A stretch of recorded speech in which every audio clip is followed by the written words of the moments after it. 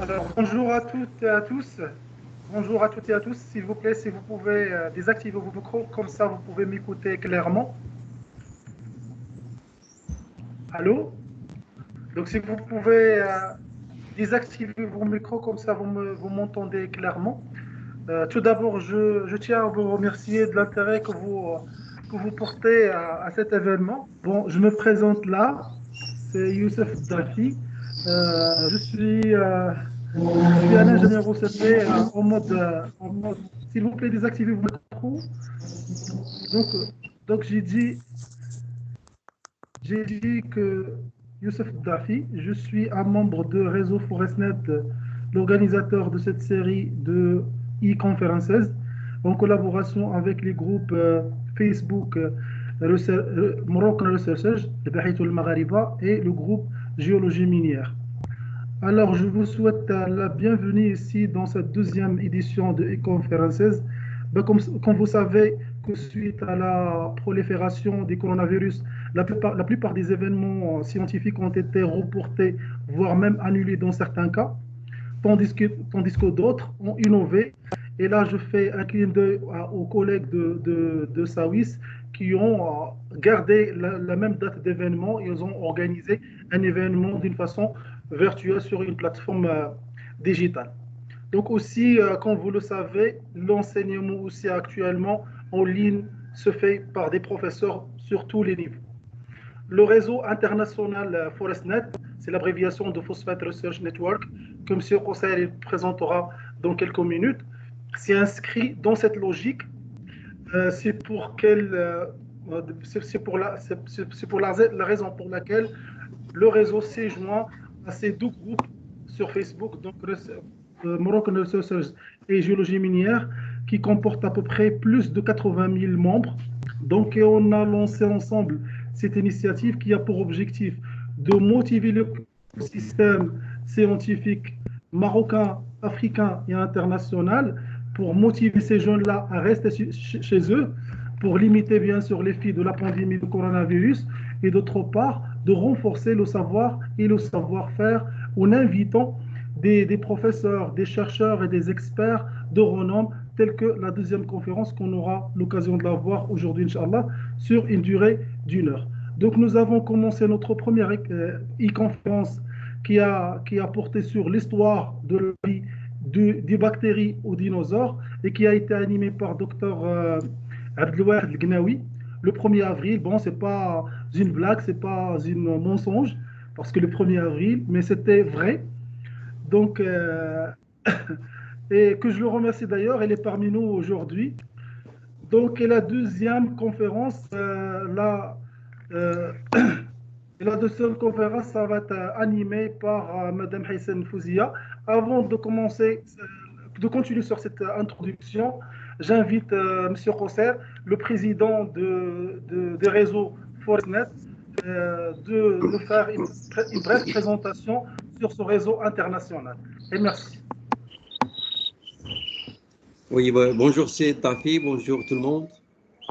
Je suis ravi de participer à cette conférence et je remercie Tafi, je remercie tous les collègues et je les félicite d'avoir pensé avec les autres collègues des autres réseaux à lancer cette série de e-conférences. Alors, ForestNet, c'est le réseau des phosphates, le réseau des chercheurs sur les phosphates, et je dirais l'un de ses premiers objectifs étant le partage de la connaissance. Alors, le réseau, il a été créé à l'initiative d'un certain nombre de chercheurs de différentes universités marocaines. Disons, pour sa création, nous avons parti du fait qu'il y a une grande communauté de chercheurs au niveau du Maroc et à l'étranger qui travaillent sur les phosphates de façon générale, je dirais les phosphates et les composés phosphorés. Et puis, disons, l'existence par le passé d'un réseau Recherche-Force qui existait, qui a rassemblé un certain nombre de chercheurs, plus de 400 chercheurs à l'époque, qui ont été à l'origine de l'organisation d'un certain nombre de congrès et que cette initiative était très bien saluée par les chercheurs marocains et étrangers dans le domaine. Et donc, nous avons voulu continuer, je dirais, cette initiative par la création de ForestNet. Alors, l'autre, je dirais, point qui nous donne, en tant que Marocains, je dirais, une certaine légitimité pour être à l'origine d'un réseau tel que le réseau des chercheurs sur le phosphate, c'est le fait que le Maroc, comme vous le savez, renferme les plus grandes réserves du phosphate du monde et du fait que le rôle que joue les phosphates de façon générale dans la nutrition mondiale qui est à l'ordre du jour en ce moment-là avec cette pandémie. Alors, parmi les principales missions de ce réseau étant la promotion de la R&D, je dirais la R&D utile et de qualité, la R&D qui peut servir au développement, qui peut servir la société, je dirais, socio-économique, ou la communauté socio-économique de façon générale, étant de partager et de capitaliser les connaissances et le savoir dans le domaine des phosphates, de créer une synergie entre les chercheurs universitaires et de les mettre en relation avec les industriels pour, je dirais, la valorisation de cette recherche utile, et puis de donner une place de choix à la formation par et pour la recherche et d'encourager, je dirais, les jeunes chercheurs à s'impliquer davantage dans la recherche autour des phosphates. Alors, les phosphates, en fait, ça s'appelle le réseau des chercheurs des phosphates, mais en fait, il ne concerne pas que les chercheurs qui sont dans le phosphate proprement dit, c'est un réseau assez large, les phosphates étant très divers et variés. Il y a les composés phosphorés et il y a aussi toutes les thématiques, je dirais, connexes. Et donc, on trouve un petit peu des thématiques très variées,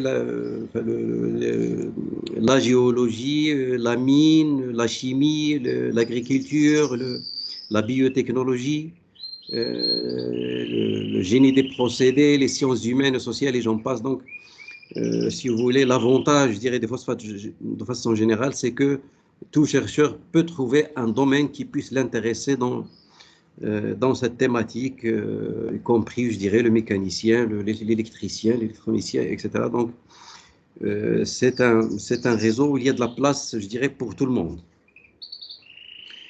Alors, comment il est géré? Donc, il y a un comité de suivi et de pilotage, qui est constitué essentiellement, je dirais, des membres fondateurs de ce réseau, et il y a des correspondants de ces réseaux à travers les universités marocaines et à l'étranger.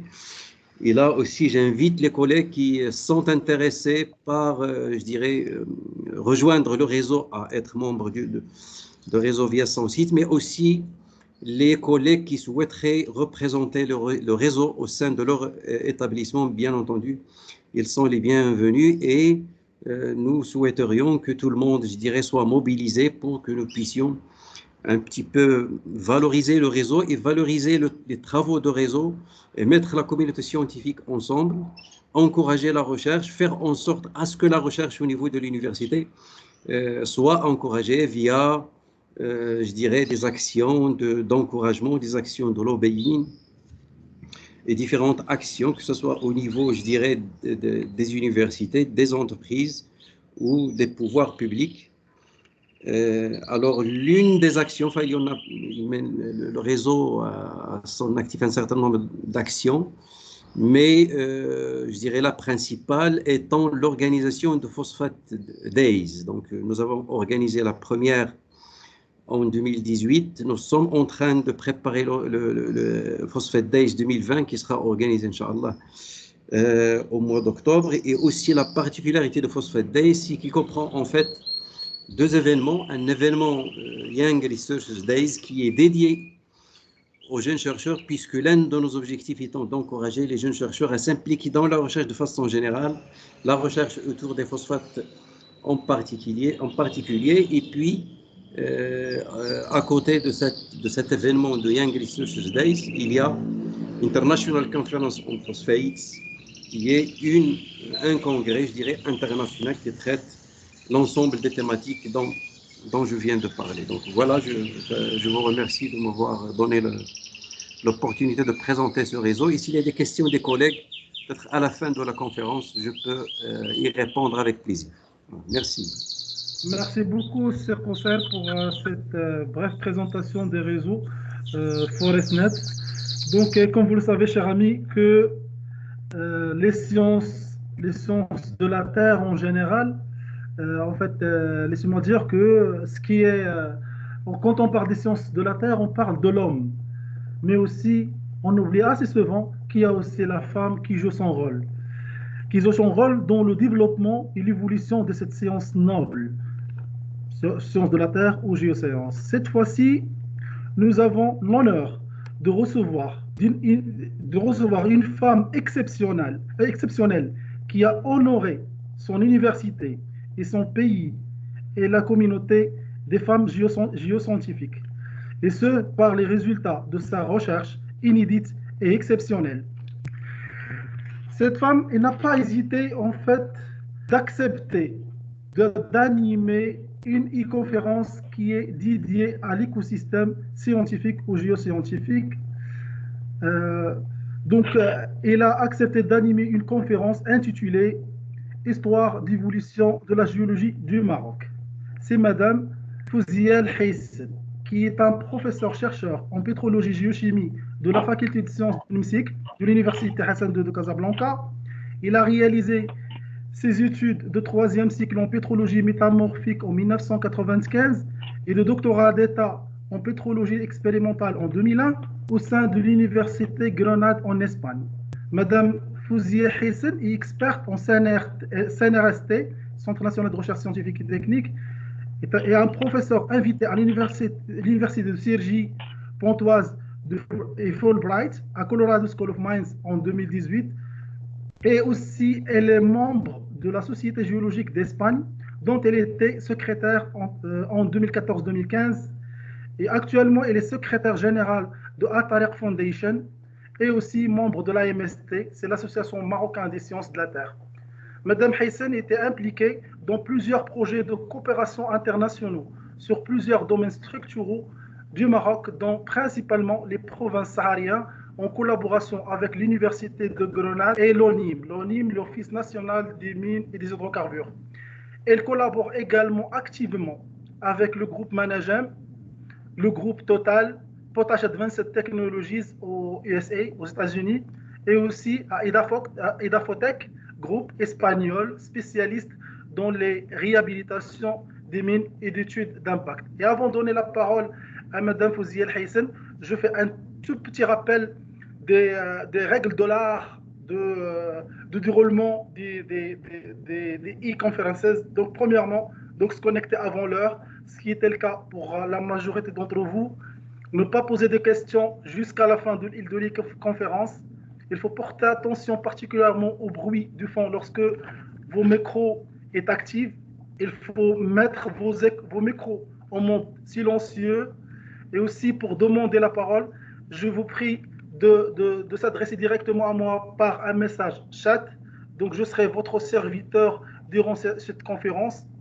Et bien sûr, en raison de délai de transmission, allongez vos pauses afin de permettre aux collègues de répondre à vos commentaires. Dernier point, c'est que je partagerai à la fin de cette conférence le lien, bien sûr, du réseau ForestNet et un lien qui comporte un formulaire, en fait, sera partagé dans cette plateforme juste après la conférence. Donc, pour les gens qui souhaitent avoir une attestation de participation, donc il s'agit en fait d'un formulaire pour indiquer vos noms, vos prénoms, l'adresse mail, vos spécialités et 5 petites questions. Donc, ce n'est pas un examen, c'est rien du tout, c'est petites questions auxquelles vous devrez répondre. Et on s'occupera, Inch'Allah, de vous livrer les attestations jusqu'à vos boîtes mail. Donc, restez chez vous, donc vous aurez tout dans vos boîtes mail. Alors, je passe la parole à Mme Fouzia El Hayssen et merci. Merci, Si Youssef. Merci, Sir Kousser. Merci au réseau ForestNet de me donner cette occasion. Je suis autant plus heureuse car il y a beaucoup d'étudiants et de chercheurs, de jeunes chercheurs parmi les participants. Je leur souhaite un avenir excellent, merveilleux. Je souhaite qu'ils deviennent d'excellents géologues dignes de cette géologie exceptionnelle que nous avons dans notre pays. Donc, cette géologie particulière, elle est bien sûr due principalement à une position géographique particulière de notre pays au coin du continent africain, entre un océan Atlantique qui grandit, une mer Méditerranée qui est vouée à la disparition et un craton vieux de 3,5 milliards d'années. Cette position géographique particulière, elle a attiré l'attention depuis le début. Nous sommes à la porte du continent africain, à quelques 14 kilomètres du continent européen. Donc, il y a eu visite de notre pays depuis déjà le 11e siècle avant notre ère par les Phéniciens qui vont venir s'installer le long des côtes, de la côte méditerranéenne et même atlantique. Comme vous voyez là, nous avons l'exemple de Lexus, qui est à côté de ma ville natale, à côté de Larache. Donc, les premiers qui vont décrire un peu la topographie du Maroc, ce seront les Phéniciens. Après Si vous permettez, madame, parce qu'on ne voit pas bien les slides, si vous pouvez passer les slides en même temps. Excusez-moi pour cette interruption. Non, mais je passe, ça passe pas? Non, ça passe pas chez nous, sauf s'il y a un ou deux autres qui peuvent confirmer ça. Non, ça S'il passe vous plaît, pas? activez vos micros. Non, ça passe pas. Non, ça passe pas. Non. Non, ça passe pas. Ça passe pas. Non, ça passe Ça pas. reste bloqué Merci sur la beaucoup, les première amis. slide. Oui, ça reste bloqué sur le premier slide. Si vous pouvez... Je pense qu'il faut quitter le diaporama.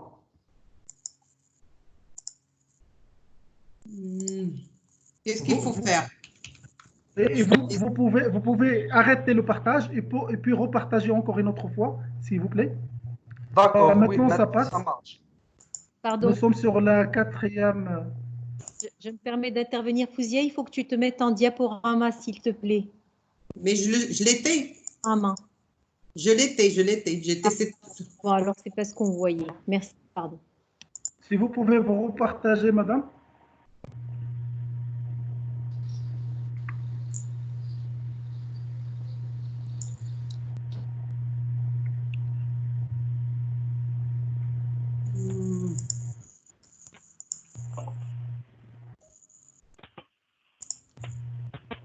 Donc là, je vais partager.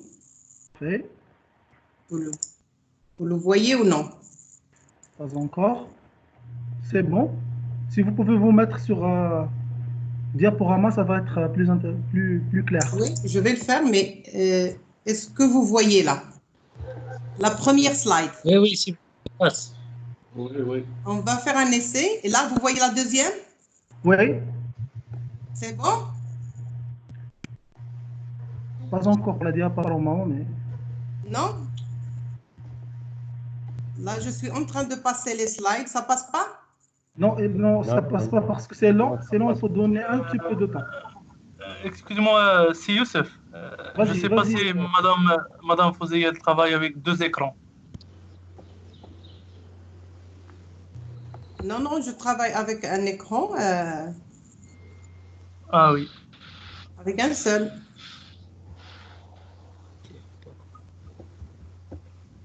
Peut-être c'est long. Il faut seulement activer le diaporama. Mais il est activé et là je bouge chez moi je bouge sur les slides, mais chez vous non, ça passe pas, non? Non, ça Non. bouge pas. Ça bouge pas chez nous. Ça bouge pas chez nous. Et qu'est-ce qu'il faut faire? Et quand je Là, reviens, juste, vous pouvez... Ouais, c'est comme ça, c'est bon. C'est bon, comme ça, c'est bon. comme ça vous le Ça voyez? marche maintenant. Ouais, ça marche. Ça marche, madame, ça marche. Ça marche comme ça? Oui, oui, oui. Oui. Malheureusement, vous n'allez pas voir bien. Est-ce que vous arrivez à voir les slides bien? Très bien. Très bien, très bien. Très bien comme ça, très bien. On avance, c'est très bien. Donc on revient. Donc j'ai dit. Oui, ça marche. Donc, je continue. Donc, j'ai dit que la géologie particulière ou exceptionnelle que nous avons dans notre pays, elle est due principalement à sa position géographique particulière au coin du continent africain, ici comme vous le voyez, entre l'Atlantique, qui est un océan qui continue de grandir, la mer Méditerranée qui est en train de disparaître petit à petit, qui est vouée à la disparition, et le craton ouest africain qui est vieux de 3,5 milliards d'années. Donc les premiers qui visitent le Maroc et qui vont décrire la topographie, ce seront les Phéniciens, ces commerçants qui voyageaient partout dans la Méditerranée et même à l'Atlantique. Vous voyez ici les vestiges de l'Ixus à côté de l'Arrache. Donc, ils vont décrire un peu la topographie du Maroc, mais on n'a pas malheureusement de carte de cette période. C'est 11e siècle avant Jésus-Christ, c'est-à-dire avant notre ère. Après, il y aura les Grecs qui étaient déjà en train de se poser des questions sur la planète Terre. Vous voyez, Aristote, il avait déjà stipulé que la forme est sphérique de la Terre à partir de quelques observations d'éclipses lunaires. Ératosthène, il avait déjà calculer la circonférence de la Terre à partir de simples calculs géométriques. Et vous voyez l'erreur entre ces calculs et ce qui est calculé actuellement par les satellites n'est pas énorme. Après, ce qu'ils ont apporté les Grecs au Maroc, à la géologie du Maroc, c'est la création du mot Atlas. Vous voyez ici la chaîne atlasique, il apparaît déjà sur les premières cartes des Romains. La chaîne atlasique depuis le Maroc jusqu'à la Tunisie. Donc, le mot Atlas, il apparaît. Il y a deux versions. Il y en a qui disent que le mot Atlas, il vient du nom de Titan qui soulève le ciel et le maintient. Il y en a d'autres qui disent que l'Atlas, c'est juste une distorsion du mot berbère, Adrar, c'est-à-dire montagne. Donc, le nom Atlas, il va donner également, le système atlasique, il va donner le nom aussi à l'océan Atlantique. Il va donner le nom aussi à une cité mythique, qu'il y en a qui la mettent à côté de Tanger, d'autres dans la plaine de Sousse. Et après les Grecs, il y a aussi l'apport des Romains qui vont contribuer à la topographie, à la description de la topographie marocaine. Principalement, on va citer Pline de Elder. Ce monsieur, il va entreprendre des descriptions de la topographie dans son livre. Et après le romain, on aura, bien sûr, on ne va pas passer sans évoquer l'époque dorée des musulmans, c'est-à-dire l'époque arabo-andalouse. Pendant cette période, il y avait beaucoup de navigateurs, astronomes, géographes, cartographes qui avaient fait des avancées très, très énormes dans la géographie et la cartographie. On va citer quelques-uns, parmi lesquels il y a Abdul Hassan qui avait donné la taille exacte déjà au Xe siècle de la Méditerranée. Il y a une Saoudi qui a lancé une encyclopédie qui s'appelle Mourouj Dahab wa Ma'adin ad-Dorr. C'est un livre qui est resté une référence en géographie jusqu'au XVe siècle. Et il y a Ibn Hawkal au Xe siècle qui est un voyageur chroniqueur qui va donner des descriptions de la géographie du monde dans son livre Surat al-Ard ou la configuration de la Terre. Le plus fameux de cette période arabo-andalouse, c'est Sherif Idrissi. Il a lancé un livre qui s'appelle Kitab Nuzhat al-Mushtaq fi Ikhtiraq al-Afaq. C'était un livre qu'il avait fait à la demande du roi Roger de Sicile. Donc, c'est un livre qui va rester aussi une référence dans la cartographie médiévale. Ce monsieur, il va donner une description détaillée de la géographie de l'Afrique du Nord. Il va reporter dans sa carte du monde la chaîne atlasique depuis l'océan Atlantique jusqu'à la Tunisie. Il va utiliser le terme de Jbel Daran pour le Haut Atlas et Jbel Aoures pour l'Atlas de l'Algérie. Il va même décrire au-delà, c'est-à-dire au sud du Haut Atlas. Il ne faut pas oublier non plus le rôle des explorateurs. Ce sont ces explorateurs qui s'aventuraient dans des terres un peu inconnues et qui donnaient des descriptions de zones qui n'ont pas été visitées jusqu'alors. On va donner l'exemple de Ibn Battuta qui s'est aventuré dans l'anti-Atlas lors de son voyage vers Tombouctou et de Hassan Louazen, connu plus généralement sous le nom de Léon l'Africain. Il a donné également des descriptions magnifiques des régions de l'anti-Atlas dans son livre Africanus.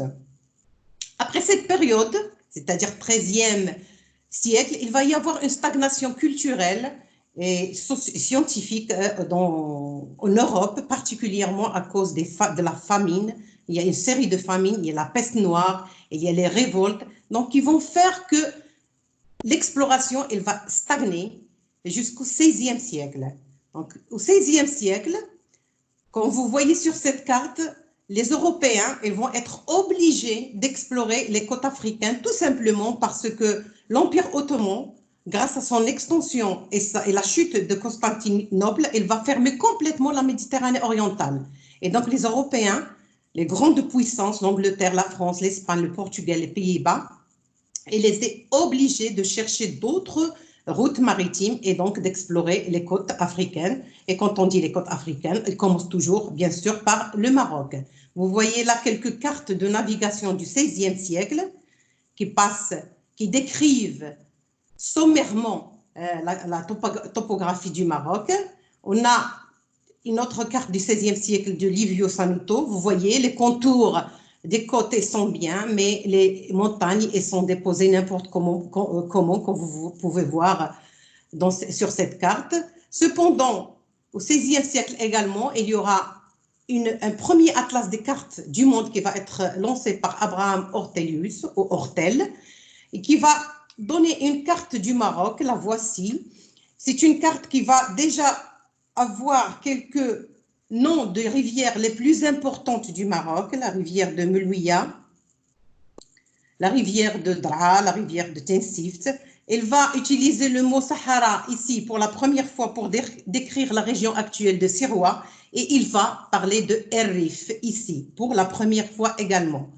Donc, cette carte, elle va rester comme référence et elle va inspirer plusieurs cartes qui vont venir par la suite, comme celle de Jansson ici, ou celle de Peter Van Dea, qui va la modifier juste un petit peu, mais qui va quand même noter qu'il y a une chaîne de montagnes au sud de Sousse et une autre chaîne de montagnes au sud de Marrakech, qui va être le Haut-Atlas, et il va donner à la région de Sirois le nom de Serra de Haha. Donc, Sahara, Serra de Haha, c'est plus ou moins la même chose. Après ça, début du 19e siècle, un commerçant, James Jackson, qui va vivre à Mogador et qui va explorer le Maroc. On dit dans la littérature scientifique que c'est le premier qui décrit l'anti-atlas. Il y a déjà des références à l'anti-atlas avant lui. Peut-être c'est le premier qui dessine l'anti-atlas. Comme vous voyez sur cette carte, elle dessine le système atlasique, mais il y a beaucoup d'erreurs. Au nord de l'Atlas, il le met n'importe comment. Il va par la suite aussi publier une carte qui s'appelle de Fès à Tombouctou, qui trace la route des caravanes principalement.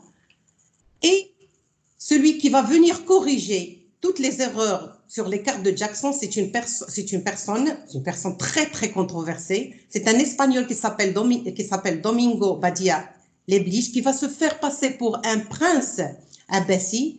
Il va venir explorer le Maroc au solde d'un roi français, le roi Charles IV. Il y en a qui le taxent de génie. C'est quelqu'un qui va venir au Maroc. Il va explorer tout le Maroc. C'est un espion, mais c'est un espion scientifique. Donc, il va corriger toutes les erreurs de la carte de Jackson. Il va mettre en évidence l'existence des sillons entre le Rif et l'Atlas, c'est-à-dire il va différencier le Rif et l'Atlas, et il va remarquer les premières collines au nord de Marrakech qui deviendront par la suite les Jbala. C'est un explorateur qui est très, très oublié dans la littérature scientifique, mais c'est quelqu'un qui a fait beaucoup. Il a publié même une carte à petite échelle qui représente correctement le relief du Maroc. Au cours du 19e siècle, donc les publications sur le Maroc, elles vont se multiplier et s'accélérer, annonçant l'intérêt grandissant de l'Europe pour le Maroc. Quand je parle d'intérêt, intérêt dans le but politique, pas scientifique. Donc sur cette diapo, nous avons Karl Ritter, un Allemand qu'on dénomme le père de la géographie moderne. Il va publier un livre, une encyclopédie de 19 tomes, qui traite principalement de l'Afrique et de l'Asie. En même temps, c'est lui qui va parler de l'Esser Atlas, c'est-à-dire le petit Atlas pour dénommer le Rif. Il va parler du Haut Atlas, il va parler du Moyen Atlas. Et la même période, nous avons un Français, Renou, qui va publier une carte à petite échelle aussi avec un texte, mais il ne va jamais, c'est celle-là, il ne va jamais parler de l'anti-Atlas comme s'il n'existait pas. Donc, regardez sur c'est une carte topographique d'un capitaine allemand. Vous voyez juste que l'exploration, elle s'accélérait, elle est devenue de plus en plus précise. Et fin 19e siècle, nous allons avoir le début de ce qu'on appelle l'ère des expéditions européennes. Donc, des expéditions européennes qui viennent voir, chercher des intérêts politiques principalement. Il vient ici pour voir le pays, voir les traditions, voir les routes, voir les parties qui peuvent être riches, les parties pauvres. C'est-à-dire, il préparait déjà le partage de l'Afrique, le partage du Maroc. Donc, parmi ces premières expéditions, on va assister à l'arrivée d'Henri Cocon, qui va lui-même se considérer comme le premier géologue qui mit les pieds sur le sol marocain. Il a fait beaucoup d'observations, principalement sur la région du Rif, et il va s'appuyer sur la carte établie par Renou pour faire ses observations. Et il va reporter le Paléozoïque dans le Rif, c'est le premier qui reporte le Paléozoïque dans le Rif. Il va nommer le Rif le Petit Atlas. Il va découvrir et collecter les fossiles siluro-dévoniens, etc., etc. Et il va définir les unités internes du Rif, les gomarides, les septides et la dorsale calcaire. Et il va un peu exagérer le potentiel métallifère du Rif. Donc, après cette expédition française, il y aura une expédition anglaise. Et dans cette expédition, il y aura trois personnes. Il y aura Mao, Hooks et Ball. Mao, le géologue, Hookers, c'est le botaniste, et Ball, c'est le géographe. C'est la première expédition qui peut être vraiment taxée ou considérée comme expédition pour la connaissance géologique du Maroc. Donc là, vous voyez la première coupe du Haut Atlas réalisée par Mao. Ces trois scientifiques, ils vont réaliser vraiment beaucoup de progrès sur la stratigraphie de l'anti-Atlas. C'est eux qui vont nommer l'anti-Atlas par analogie avec l'anti-Liban. C'est eux qui vont créer le nom de l'anti-Atlas et ils vont compiler beaucoup d'observations sur plusieurs régions du Maroc. Ils vont proposer une stratigraphie correcte des différentes formations partout dans le Maroc. Et comme vous le voyez, comme j'ai dit, ils vont proposer la première coupe géologique du Haut Atlas. Ils vont même aller jusqu'à proposer une description de l'anti-Atlas, mais sans bouger du Haut Atlas. Donc, la même période, on a, comme j'ai écrit ici, l'ère des expéditions européennes, Allemagne versus France. On aura un Allemand qui va venir, Oskar Lenz, qui va venir explorer également le Maroc. Il va marcher, il va faire la première traversée de l'anti-Atlas en marchant depuis le Draa jusqu'à Igleb. Il va récolter, collectionner des brachiopodes, décrire les couches paléozoïques de l'anti-Atlas, etc., etc. Et en même temps, il y a Charles Eugène de Foucault qui va arriver déguisé en moine, accompagné d'un juif, et il va faire aussi la traversée de l'anti-Atlas. On doit à ce monsieur l'utilisation la réalisation des premières courbes de niveau à travers le pays. Il va donner également le nom de Petit Atlas à l'anti-Atlas et il va traverser tout l'anti-Atlas. Après lui, il y a la carte de Joseph Thomson. Joseph Thomson, il a été envoyé en explorateur, également en explorateur avec des vues politiques au Maroc. Ce monsieur, il va réaliser plusieurs avancées. Il va réaliser une carte que vous voyez là. Il va distinguer 4 chaînes de montagnes. Il va réaliser plusieurs avancées également dans la géologie du Maroc. Mais surtout, on lui attribue le rôle d'avoir joué un rôle très important dans le partage du Maroc. Parmi les gens qui étaient vraiment entrônés, j'ai tenu à représenter celui-là qui n'est pas très présent dans la littérature, mais j'ai cherché, j'ai cherché celui-là, bien sûr parce que je suis intéressée par la géologie du Sahara, mais parce que ce monsieur, dans sa folie pour explorer des terres inconnues, il s'est fait même passer par un naufragé. Il a demandé aux Espagnols de le déposer sur la côte atlantique, entre Rio de Oro et Cap Bojador, et se fait passer par un naufragé, mais elle avait bien préparé son coup. Donc, la tribu d'Ouledlim, ils vont le faire prisonnier, ils vont même essayer de le tuer, mais sa connaissance de la religion musulmane va le faire passer pour un Turc.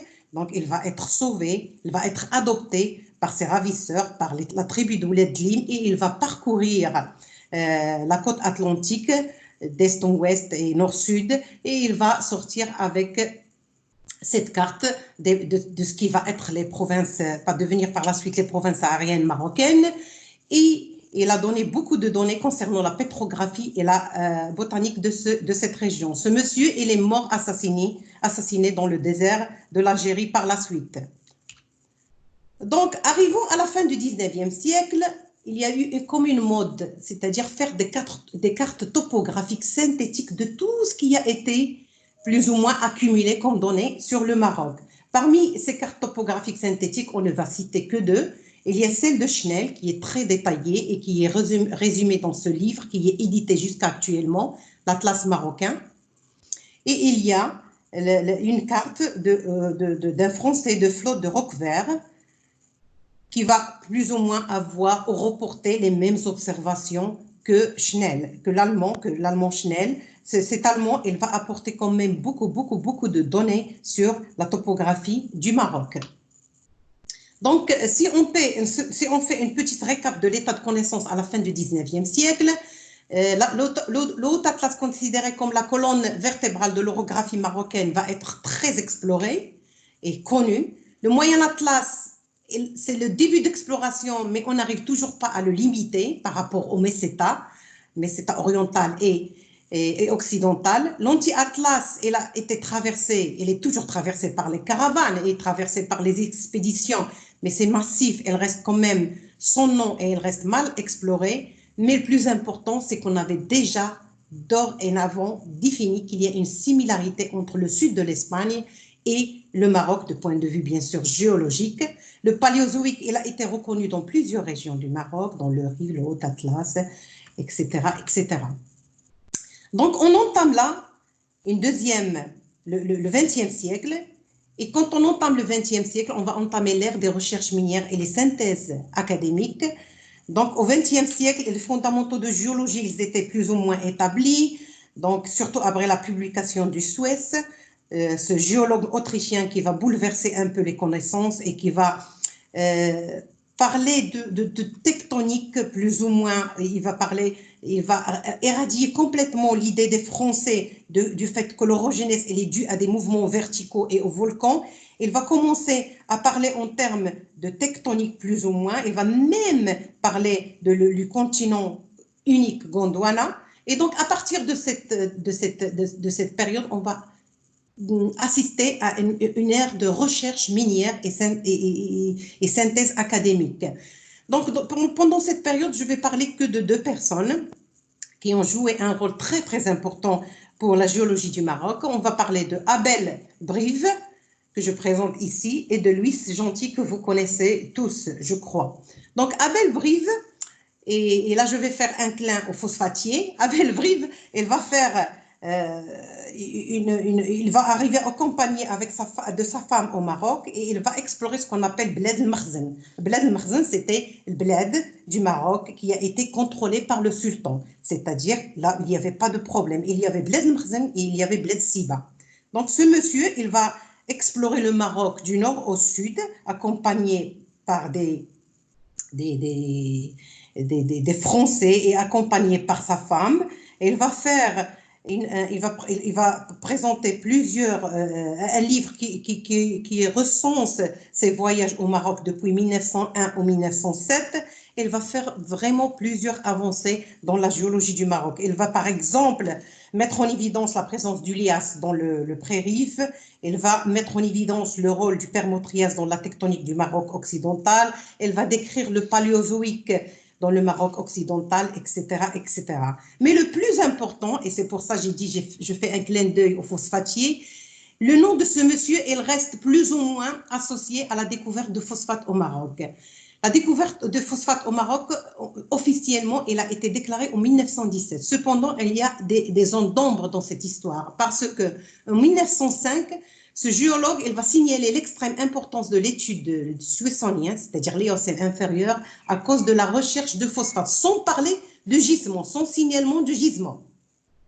En 1908, elle va décrire un niveau phosphaté au sud de Marrakech, au flanc du plateau de Guergouri. Donc, la question qui se pose, comment ce monsieur, avec son grande expérience, elle va décrire, elle va en 1905 passer à côté du plus grand gisement, le gisement actuellement reconnu comme gisement de Mesqala, sans reconnaître les phosphates, et il va les reconnaître plus tard, en 1908, à côté, dans un bassin qui n'est pas aussi étendu que celui des Mesqala. Donc la question qui se pose, est-ce que la France, est-ce que les grandes puissances, elles ont caché la découverte pour des raisons politiques? Premièrement, la France, peut-être qui a ordonné à Brive de ne pas parler de cette découverte, ou peut-être le Brive lui-même qui aurait caché cette découverte à cause de sa vive rivalité avec Gentil. Les Allemands aussi, leurs géologues avaient déjà visité les plateaux phosphatiers, mais ils n'avaient rien dit de présence de phosphate au Maroc. Les Anglais également, qui avaient déjà des échantillons en leur possession. On ne sait pas d'où, de Tarfaya ou de Mesqala, mais on ne sait pas d'où. Mais la question qui reste posée, c'est qu'il y a eu des signalements de présence de phosphate déjà entre 1905 jusqu'à 1908, mais on n'a jamais entrepris une recherche sérieuse, alors que déjà les phosphates étaient découverts en Tunisie en 1885. C'est vrai qu'il y avait l'idée préconisée que à l'ouest de l'Algérie, l'Éocène ne pouvait pas donner une sédimentation phosphatière. Mais la question reste encore posée. Peut-être que vous allez me donner une réponse à cette question. Donc, on va passer au deuxième géologue qui va marquer le début du XXe siècle au Maroc. C'est Louis Gentil qui va régner en maître. Ce monsieur, il va arriver en 1904 au Maroc, mais au lieu de faire comme Brive et d'aller dans Bled Marzen, il va décider d'aller déguisé en mendiant, parce qu'il parlait très bien l'arabe, il venait de l'Algérie comme Brive, et donc il va décider d'aller dans Bled Siba, d'explorer Bled Siba, tout en se faisant passer pour un mendiant arabe. Donc, ce monsieur, ils vont lui être favorables parce qu'il était un fervent défenseur des intérêts des Français au Maroc. Donc, il va tout faire pour repousser les Allemands. Et donc, au cours de ses voyages, il va publier plusieurs notes sur la géologie de... On a perdu la présentation, madame. On a perdu la Oui, présentation. c'est ce que je vois. Et là, vous pouvez repartager encore une autre fois. C'est bon? Pas encore. Donc, essayez de partager la présentation seulement, s'il vous plaît. Oui, j'ai Parce partagé. que là, vous avez partagé autre chose. Non, c'est pas Sinon, moi. il y a un autre qui a partagé. C'est pas S'il vous moi. plaît, celui qui a partagé, arrêtez. Arrêtez vos partages. Laissez madame partager sa présentation. Allez-y, madame. C'est bon? Pas encore.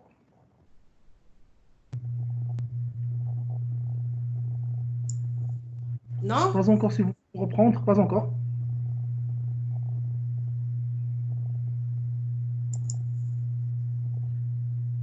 Réessayez encore une autre fois, madame, s'il vous plaît.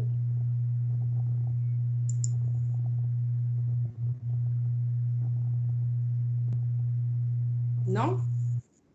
Non, pas encore. Peut-être parce que c'est pas. On est sur des points très importants. Ça a été arrêté. Hein. Il n'y a rien qui arrive là? Non, pas encore, pas encore. Pas encore. Essayez d'arrêter le partage et puis repartager encore une autre fois. D'accord. D'accord.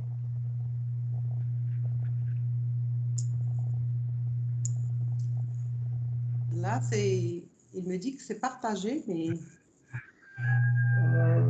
Nous, on voit pratiquement rien. On voit pas, on voit rien encore. voilà. Rien? Oui, c'est bon, on va attendre. C'est bon, c'est bon, Ah. c'est bon. Donc, on s'était arrêté À lui gentil. Hein. à Louis Gentil, qui est un fervent, comme j'ai dit, défenseur des intérêts des Français. Donc, il va faire des explorations partout dans le monde. Il va publier plein de cartes dont les plus importantes sont celles présentées sur la slide. Et il va faire plein d'avancées sur la géologie du Maroc. Mais le plus important, c'est qu'en 1912, comme le Maroc, il va être colonisé officiellement par les Français, il va devenir conseiller de scientifique de l'IOT, et donc il va régner en maître par la suite, et il va publier des notes où il va refuter complètement les interprétations de Brive. Et donc, là, on va parler de quelques dates clés à partir de la colonisation du Maroc. Donc, on va avoir une création massive de bureaux et d'offices. On va avoir la création dans la partie espagnole de la Commission des Estudios Geológicos de Marruecos. 1917, on a la découverte officielle des gisements de phosphate. 1920, création de l'Office chérifien de phosphate, l'Office chérifien du phosphate OCP. 21, la création du premier service géologique du Maroc. Et 1919-1921, on a 2 sondages positifs pour hydrocarbures dans la zone prérifère avec un puits à Ain Hamra. À partir de 1927, début de recherche académique intéressant principalement les régions utiles. Quand j'ai dit utiles, c'est-à-dire importantes économiquement pour le colonisateur ou pour le protectorat, comme ils veulent appeler ça. 1928, on a la création du bureau de recherche géologique. 1929, création de la société chérifienne de pétrole, création de la société de charbonnage. Et là, c'est une carte qui met plus ou moins les noms des différents géologues français qui travaillaient dans différentes parties du Maroc. Donc, après, on va rentrer dans une ère qu'on appelle l'ère des monographies. On va commencer à publier des livres de 1000 pages, 500 pages sur toutes les informations, les données accumulées sur le Maroc. Là, vous voyez, il y a plusieurs, je ne vais pas les citer, il y a partout le coin, chacun dans son domaine, là où il travaillait, et sont disponibles. Ce sont des monographies qui sont disponibles, qui sont plein d'informations et qui vont mettre ce qu'on veut dire sur place, la géologie définitive du Maroc. Donc, là, c'est une carte qui a été publiée dans les années 1930 et qui commence plus ou moins à ressembler à la carte actuelle que nous avons. Donc, la géologie, il devient de plus en plus précise. Donc, je vais aller un peu plus vite pour problème de connexion et pour terminer ma conférence. Là, je ne peux pas passer sans citer le couple Anne-Faure Muret et M. Schubert, qui travaillaient dans le bureau de cartographie, le bureau de BRGM au Maroc. Et donc, ils tenaient tout spécialement à réaliser plusieurs cartes sur le Maroc. Donc, vous voyez là, il y a des cartes qui ont été lancées. Il y en a même qui ont été publiées, un 50 millième. Et donc, toutes les données, comme j'ai dit, ils vont être résumées dans des monographies. On va citer le livre Éléments de géologie du Marocain d'André Michard et les livres qui étaient dédiés à Fallot, des temps qui ont été dédiés à Fallot. Et tous ces livres, ils concentrent et résument tout simplement tout ce qui a été fait sur le Maroc durant tous ces siècles qu'on vient de parcourir.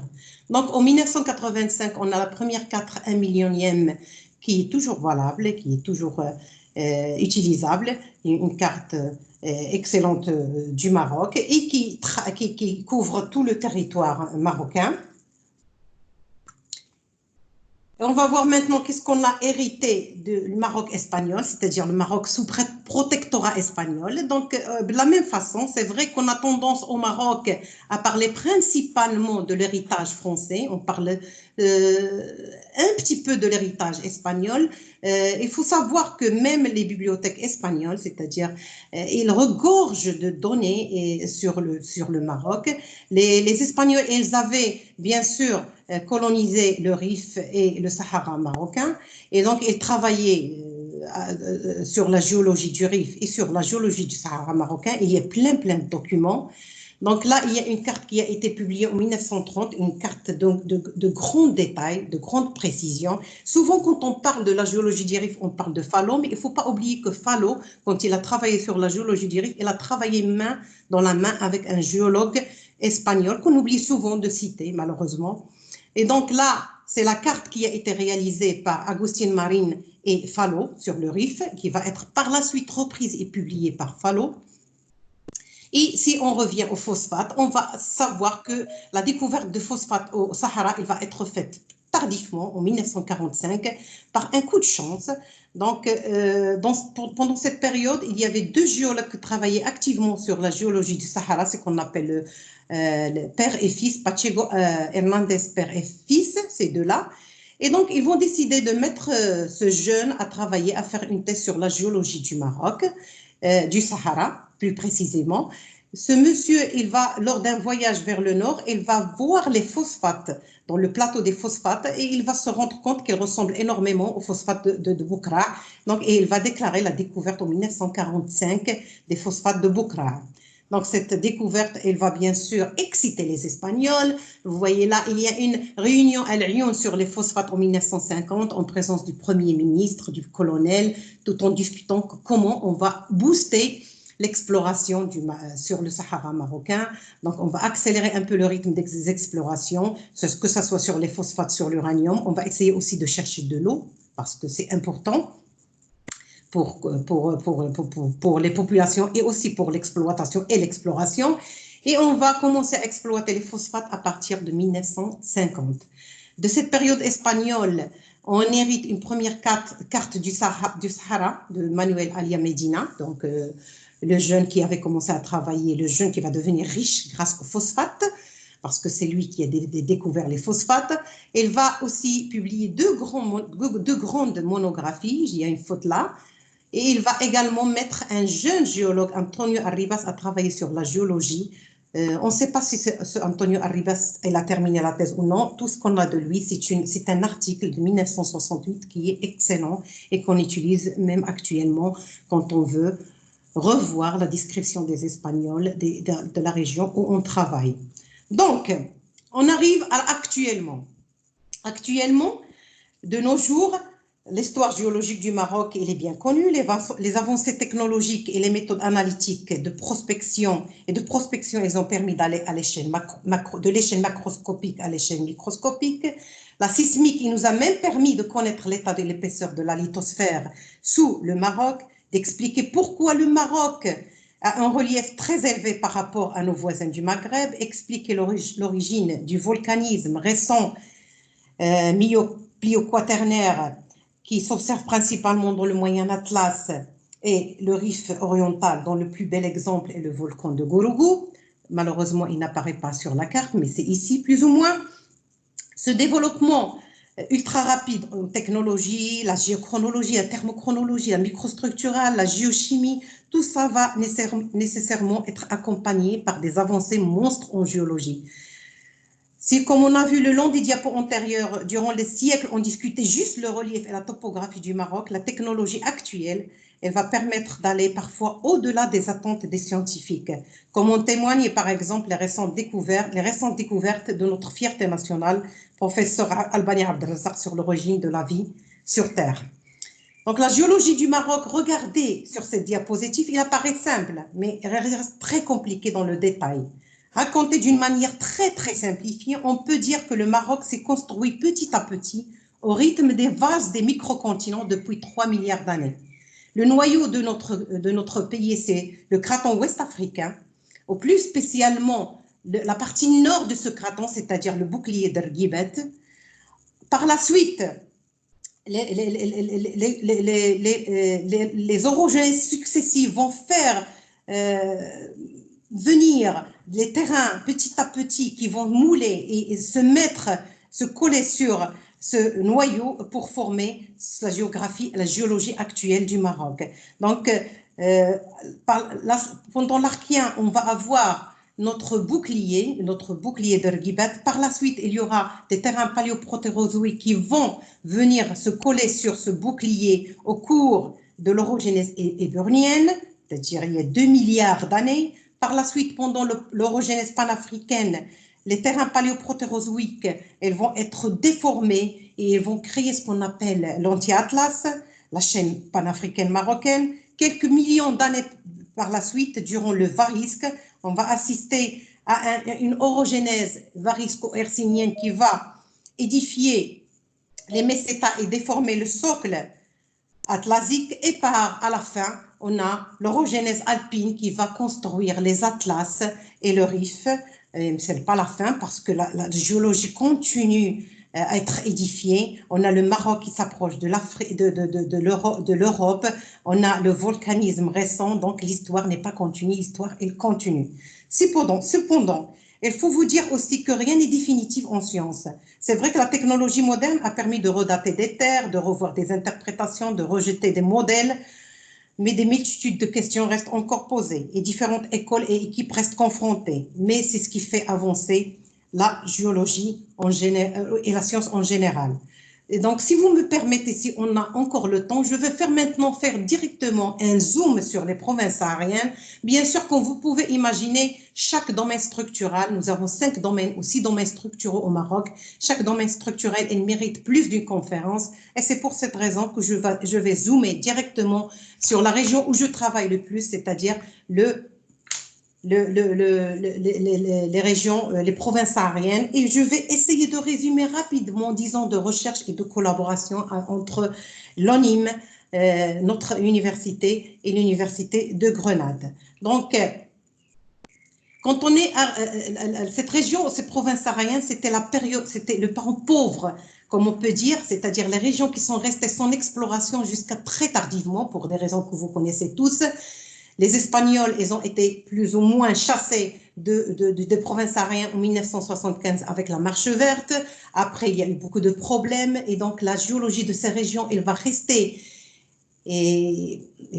non étudiée, si on peut dire, jusqu'à 1995-1996, quand l'ONIM a décidé de lancer des travaux d'exploration là-bas. Le ministère il a décidé aussi de lancer des travaux de cartographie. Et donc, ça va ouvrir petit à petit le terrain et la porte aux académiciens pour venir travailler là-bas. Mais nous, on va arriver jusqu'en 2010. Donc là, on va être principalement intéressé par le craton, c'est-à-dire étudier les roches cratoniques qui apparaît ici en rouge.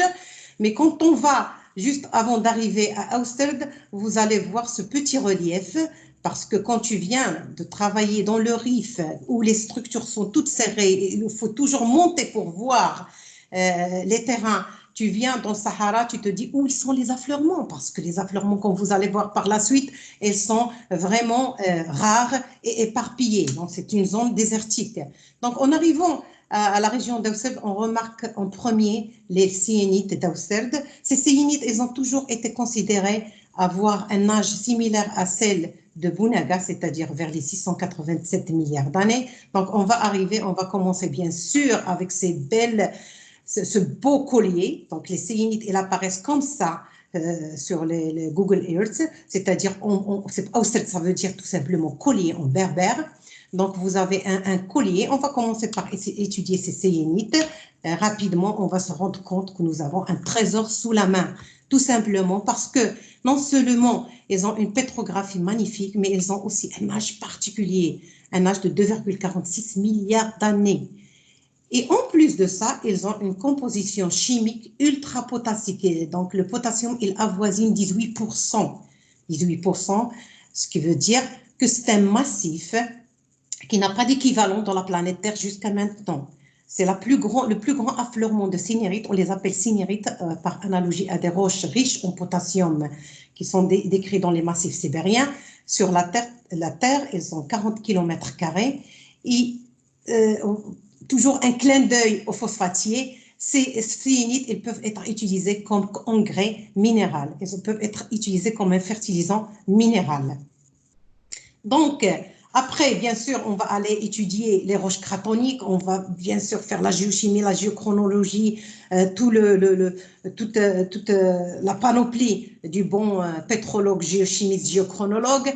On va les étudier, bien sûr. On ne va pas trouver 3,5 qui est décrite en Mauritanie, mais on va trouver 3 milliards d'années partout ici. On va même dater les Greenstone Belt ou les roches vertes en plus ou moins 3 milliards d'années. Et à côté de ce craton ouest africain, il y a ce qu'on appelle le Dlim massif. Le Dlim massif, il a toujours été considéré, ça c'est l'aspect des affleurements des roches du craton, les titigi, les tonalite granodiorites. Elles apparaissent comme ça, qu'on appelle en dos d'éléphant. Donc, de temps à autre, on les trouve. Donc, je vais passer rapidement. On va faire l'étude, la géochronologie, la composition chimique, etc., etc. Et on va essayer, par curiosité, de pénétrer sur la demande de l'ONIMB pour faire l'étude des carbonatites de Glibet le Fouda. Glibet le Fouda, elles sont encaissées dans le Glim, c'est-à-dire, on va supposer, en dehors du craton ouest africain, elles sont ici, ce sont des carbonatites. Les géologues de l'ONIM étaient intéressés par savoir leur pétrographie et leur géochimie. On va les étudier. On va trouver que ce sont des béforcites, c'est-à-dire des carbonatites à dolomite principalement, mais le plus important, c'est qu'ils ont un âge paléoprotérozoïque, c'est-à-dire très, très, très ancien. Une fois découvert ça, donc notre appétit s'ouvre pour toute Ouled Dlim. On essaie de voir si c'est vrai qu'Ouled Dlim, ce sont des chaînes, c'est une chaîne attachée aux Mauritanides ou non, c'est une chaîne varisque ou non. Donc on va commencer et on va s'étaler sur les 4 dernières années à étudier seulement Ouled Dlim massif. Et on va avoir bien sûr, comme tout ce qui est dans les provinces sahariennes, on va trouver une géologie exceptionnelle. Donc commençons par les carbonatites. On va étudier bien sûr leur encaissant et on va trouver que c'est un encaissant archéen, c'est-à-dire l'âge plus ou moins, c'est le même âge du craton. La seule différence, c'est que le matériel archéen ici, il est très, très déformé, alors que là, il n'est pas déformé du tout. Donc, on va continuer, on va aller voir ces petits reliefs ici, qui est représenté par ces 2 points rouges. On croyait que c'était des sélénites au début, comme les sélénites d'Auxerre, mais c'est un granit. Les gens l'appellent Dremen, la région s'appelle Dremen, donc on l'a appelé granit de Dremen pour garder les noms des localités. Donc on l'a étudié, on l'a daté, on l'a caractérisé géochimiquement et il s'est avéré que c'est un granit d'âge cambrien, 525 millions d'années, mais ce qui est particulier, que c'est un granit riche en terres rares. On a étudié bien sûr son encaissant et on a étudié ce petit point-là, si vous arrivez à le voir, c'est le glette. Le glette, c'est un, je vais vous le montrer ici. Le glette, c'est ça. C'est comme une région fermée où s'amasse l'eau de pluie. Et donc, c'est une région, on ne savait pas ce que c'était avant. Donc, on les a étudiés. Ce sont des schistes déformés, principalement formés par... ce sont des micaschistes qui alternent avec des leptinites, qui sont archéens également, donc comme l'encaissant des granites de Deramen. Donc là, vous avez quelques photos de pétrographie et de Deramen et géochimie. Donc la géochronologie, comme j'ai dit, ce qui est important, c'est que c'est un granit plus ou moins récent de 525 millions d'années, mais on va voir par la suite quand on va faire l'étude des isotopes hafnium et oxygène que même si son âge est de 525 millions d'années, l'âge modèle, que ce soit niodime ou hafnium, il est toujours de 1,85 milliard d'années. Cet âge, je crois qu'il vous rappelle quelque chose. Il vous rappelle peut-être l'âge des carbonatites de Glibet le Fouda. Donc, ça nous indique clairement que ce magmatisme de Derraman, il a une origine qui a une relation, il y a quelque chose à voir avec le magmatisme carbonatitique de Glibet le Fouda. On fait également les isotopes d'oxygène pour montrer tout simplement que c'est un magmatisme qui provient directement du manteau. Donc, on arrive à la conclusion que notre granit de Derraman, c'est un granit qui peut résulter de la fusion de phénites corticaux, le crustaux, suite à la refertilisation du manteau par des fluides qui proviennent de fluides carbonatitiques qui ont donné au paléoprotérozoïque les carbonatites de Glibet le Fouda. Donc, on va continuer. De l'autre côté, là, on a Glibet le Fouda. De l'autre côté, il y a les carbonatites de Touhinat. Donc, on est parti en courant les étudier pour voir s'ils sont aussi paléoprotérozoïques, mais à notre grande surprise ou pas surprise, parce qu'on s'attendait un petit peu, ils sont pas du tout paléoprotérozoïques, ils sont crétacés, comme la structure de Richette en Mauritanie, le même âge. On va étudier aussi leur encaissant, on va avoir ce qu'on appelle le granit de Laknouk. On a essayé tout le temps de garder les noms des localités, les noms qui nous ont été proposés par les géologues de l'ONIM pour que ça reste fidèle et que ça reporte exactement la géologie des régions. Donc, granit Laknouk, c'est un granit de 410 millions d'années. Donc, on va dater les carbonatites de Touhinat. Et le plus important dans l'âge de ces carbonatites, c'est qu'ils ont plein de zircons hérités. Qu'est-ce que ça veut dire zircons hérités pour les gens qui n'ont pas de grandes connaissances en géochronologie? Ils ont des zircons d'âge 2,7 milliards d'années, 2 milliards d'années, 420 millions d'années, 620 millions d'années. Qu'est-ce que ça veut dire? Ça veut dire tout simplement que le magma carbonatitique qui va donner lieu à Glibet le Fouda, tout en remontant vers la surface, il va échantillonner ce qu'il traverse. Et s'il échantillonne des zircons de 2,7 milliards d'années, ça veut dire tout simplement que notre craton ouest africain, il continue jusqu'à ici. Parce que le magma qui a donné le Glibet le Fouda, Touhinat, il va échantillonner des zircons de ce craton.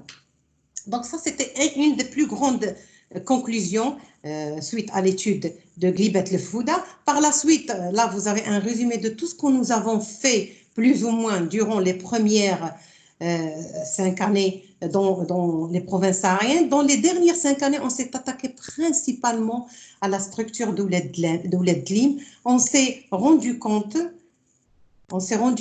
ça c'est notre architecture actuelle de massif d'Ouled Glim. Nous avons beaucoup, comme vous voyez là, d'articles publiés, mais nous avons également beaucoup d'articles qui sont sous presse. Donc je vais pas tout partager avec vous parce que les articles ne sont pas encore publiés, mais ce qui est clair et ce que je tiens à dire, c'est que l'architecture d'Ouled Glim, du massif d'Ouled Glim, n'a rien à voir avec ce qui a été publié jusqu'à maintenant, que ce soit dans les travaux de Gartner et Villeneuve ou dans d'autres travaux sur ce massif. Ce massif, comme vous allez voir par la suite, Inch'Allah, je vais vous faire une conférence quand on va faire la publication de... il a donné de très belles surprises et qui vont un peu chambouler la géologie du Maroc. Donc, je vais vous donner rendez-vous pour vous faire une autre conférence sur cette partie des provinces sahariennes qui est aussi beaucoup plus intéressante que les roches du craton qu'on visait au début. Donc, ces travaux, ils ont été, si on peut dire, on a été récompensé par tous ces travaux que nous avons faits sur les provinces sahariennes par un programme de télévision marocain qui s'appelle Mouta'alliqat. J'ai été vraiment heureuse de partager avec le grand public ce que nous avons fait sur nos provinces très chères à notre cœur. Tous ces trouvailles et tous ces résultats que j'ai résumés de manière très rapide devant vous n'ont pas pu être réalisés si nous n'avons pas fait une excellente collaboration avec les géologues de l'ONIM. Je tiens à les remercier sur cette plateforme. Elles ont fait un travail excellent et c'est pour ça que je tiens à encourager les collaborations entre l'industrie, si on peut dire, et les académiciens parce que ça donne toujours d'excellents résultats. Donc là, on a quelques photos de travail sur le terrain avec toujours les géologues de l'ONIM. Et je tiens à vous dire que cette collaboration, elle va continuer, Inch'Allah. On est sur plein de pistes, toujours dans les provinces sahariennes, que je partagerai avec grand plaisir avec vous. Et je dis merci pour votre attention et pardon pour tous les problèmes survenus au cours de cette conférence. Merci beaucoup, madame. C'est vrai, vous avez été passé dans l'émission Muta'alliqat parce que vraiment, toi, tu es Muta'alliqa. Merci beaucoup, madame. Youssef. En fait, si je résume en gros votre conférence qui nous a fait voyager dans l'histoire de la géologie du Maroc depuis les premières découvertes jusqu'à jour d'aujourd'hui, en passant bien sûr par les découvertes les plus intéressantes, et notamment vous avez parlé de Brives et vous avez parlé de Louis Gentil, donc juste je mettrai là ma casquette de géologue phosphatier. Donc Brives, on ne cesse pas d'en parler, peut-être qu'on ne publie pas assez de rapports autour, mais en interne on en parle. Et aussi Louis Gentil parce que là il y a une petite erreur qui est commise généralement parce que tout le monde il disait Louis Gentil, Louis Gentil c'est l'ancien nom de la ville d'Youssoufia, et les gens disent que c'est lui qui a fait la découverte des phosphates alors que c'est non, parce que le gars a été décédé en 1925 et Youssoufia n'a démarré qu'en 1932. Par contre, Louis Gentil c'est lui qui a créé l'Institut scientifique de Rabat en 1920, donc il a le même âge que le groupe de phosphate. Et aussi, vous en avez expliqué la grande découverte dans la région du Sahara, avec le potentiel minier qui apporte, parce que l'ensemble de ces études ne se font pas juste pour le plaisir, pour connaître l'âge, mais aussi pour un intérêt scientifique bien sûr et un intérêt économique pour notre pays. Alors, sans tarder, je passerai rapidement la parole à M. Kossar avant de commencer la session des questions-réponses. M. Kossar. Merci, Youssef. Alors, je voudrais remercier Madame Hissène pour cette conférence très intéressante. Personnellement, j'ai beaucoup appris dans cette conférence qui a retracé, je dirais, l'histoire géologique du Maroc depuis des millénaires. Et donc, je voudrais juste, si vous permettez, poser une question, petite question, c'est par rapport à l'âge. Si on compare le Sahara par rapport au reste du Maroc, qu'est-ce qui est le plus jeune ou ils ont le même âge? Qu'est-ce qui est... C'est quoi le plus jeune dans l'histoire du Maroc? Voilà, entre le sud et entre le Sahara et le reste du Maroc. On va du plus vieux vers le plus jeune en remontant vers le nord. C'est aussi simple que ça. C'est comme un cake. C'est-à-dire, on a les formations les plus vieilles vers le bas, et de plus en plus vers le Rif, on va vers les formations les plus jeunes. Ah, très bien, d'accord. Donc, le Rif, c'est le plus jeune. Si on ne parle pas de l'activité, c'est-à-dire du volcanisme récent, plio-quaternaire, c'est le plus récent qu'il y a dans l'histoire géologique. Mais si on parle en termes de construction par orogenèse, le Rif est le plus jeune. Et sinon, par rapport au Sahara, il était comme ça, Sahara, depuis qu'il a été formé, ou il a évolué dans le temps? C'est-à-dire géologiquement. Il était toujours désertique comme ça, ou il a évolué avec le temps? C'était toujours un désert? Oui, il faut savoir que la notion de craton, c'est-à-dire les premiers continents qui se sont formés. Les premiers continents qui se sont formés et sont restés sous forme de craton. Et quand on dit craton, c'est-à-dire c'est une région qui n'a pas connu de mouvement tectonique pendant un laps de temps très étalé. Et donc, les zones cratoniques, ils ont toujours été comme ça, tranquilles, pas perturbés, jusqu'à ce que les séénites viennent les perforer il y a 2,46 milliards d'années. Donc, c'est des zones désertiques comme ça, oui. Même les cratons partout dans le monde, ils sont comme ça. D'accord. En tout cas, merci beaucoup et je vous félicite pour tous ces travaux très intéressants, très importants que vous avez fait. Merci, monsieur. C'est réussi. Merci beaucoup, Sekousser. Et on passera à la première question. On va pas prendre beaucoup de questions parce que vraiment on a débordé tellement. Normalement, je suis le timekeeper, mais tellement c'était intéressant, je me suis oublié. Merci beaucoup, madame. Donc, je passerai à monsieur Lamraoui Walid pour la première question. S'il te plaît, présente-toi, le nom, prénom, l'université, le niveau et machin. Et puis aussi, il faut activer votre micro. Merci. Ok, bonjour à tous. Est-ce que vous m'écoutez? Oui, Oui, oui, oui. oui. Je suis Lamraoui Walid de la faculté de Meknès. Je suis un thésard en deuxième année. Enchanté, oui. Enchanté, madame. Donc, ma question, c'est suivant votre architecture du massif de Ouled Dlim, est-ce qu'on ne va pas parler d'une chaîne qui s'appelle la chaîne des Soutoufides proposée par Monsieur Villeneuve? Et une deuxième question, est-ce qu'il y a une différence entre Ouled Dlim et Adrar Soutouf? Ben, exactement, ça c'est une très bonne question. Premièrement, nous, on ne parle pas des soutoufides, c'est un terme qu'on rejette complètement. Pas par caprice, mais on va démontrer que ça n'a pas lieu d'être. Et deuxièmement, Adrar Soutouf et Ouled Dlim, elle était utilisée d'une manière très, très, très erronée et on le tient à le préciser dans notre article qui va sortir. Adrar Soutouf, c'est la partie centrale qui est montagneuse. C'est-à-dire, les gens, ils l'appelaient Adrar Soutouf, c'est la partie centrale d'Ouled Dlim. Mais après, il y a les géologues qui sont venus, ils ont utilisé Adrar Soutouf pour tout le massif.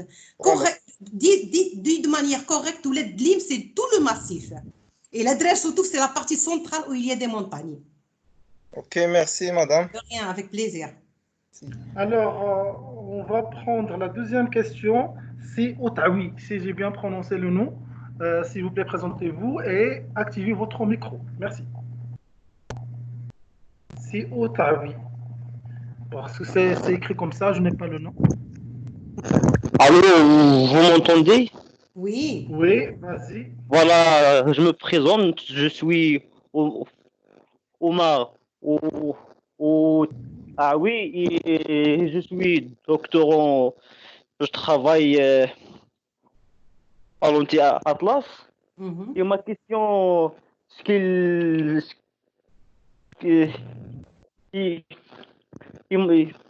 ma question, c'est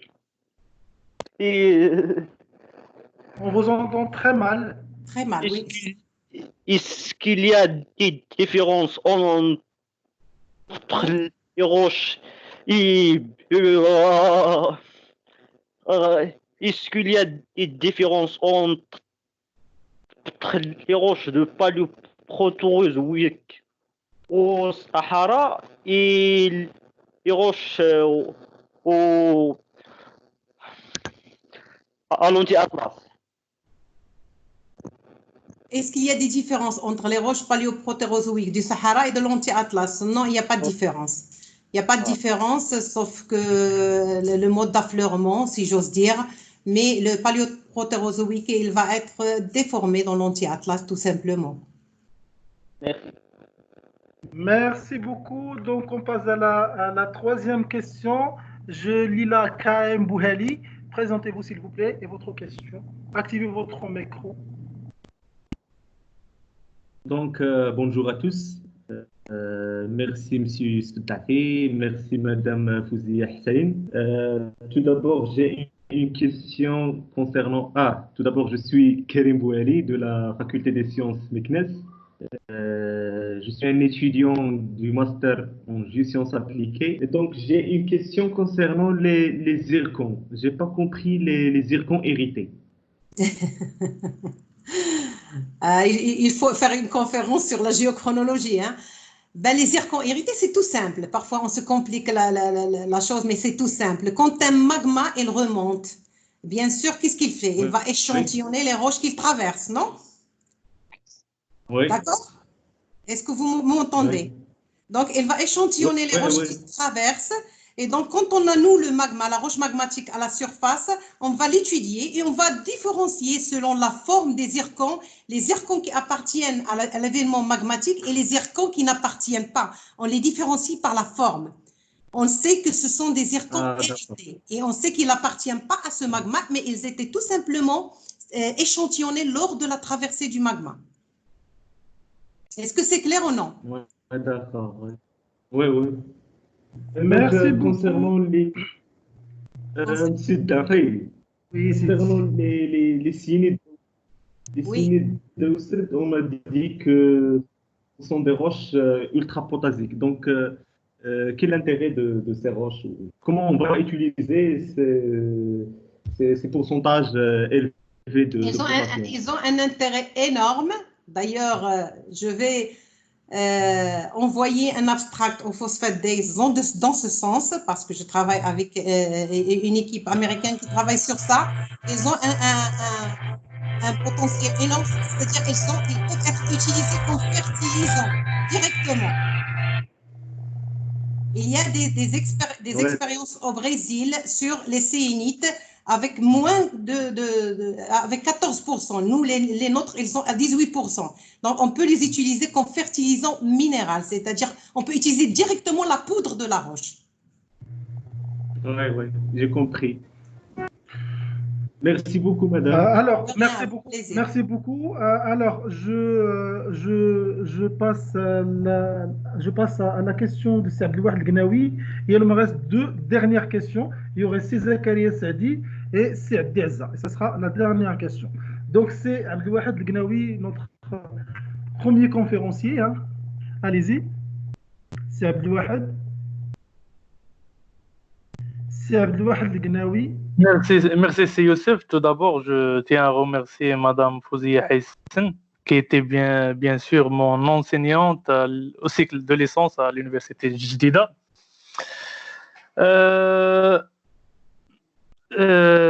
C'est à elle, comment dirais-je, qui nous a montré la voie ou nous a inspiré de continuer dans les recherches scientifiques. Donc, ma question, c'est ma remarque plutôt pour M. Qusay. Il a parlé, est-ce que le domaine saharien était toujours un Sahara? Je dis qu'il y a toujours un changement dans la paléogéographie au Maroc. Il y a des affleurements de carbonifères dans les régions de Dakhla. Il y a des affleurements, bien sûr, qui témoignent d'un domaine continental lacustre. Il y a la mer le paléo-environnement marin dans les formations crétacées et tertiaires. Alors, ma question pour Madame Rami concernant les formations dans la région de domaine saharien, il n'y a pas un passage précambrien, cambrien dans ces environnements, dans ces régions-là? C'est une question pour moi, oui, concernant... Tu as dit Rami, donc... non, j'ai dit Madame Hayssen, c'est pas Rami, non. Est-ce qu'il y a un passage... Tu parles d'Ouled Lim? Oui, dans la région d'Ouled Lim, là où la datation est aux alentours de 600, 800. Non. Non, il n'y a pas un passage. Non. Oui. Merci. Merci à toi. Hein. Merci beaucoup.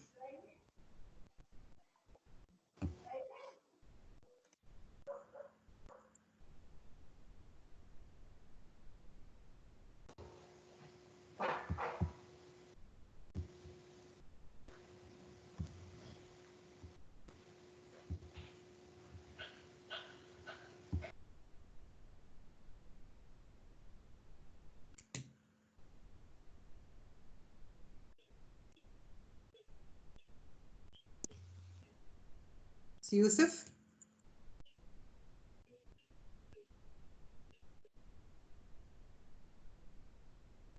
On ne l'entend pas.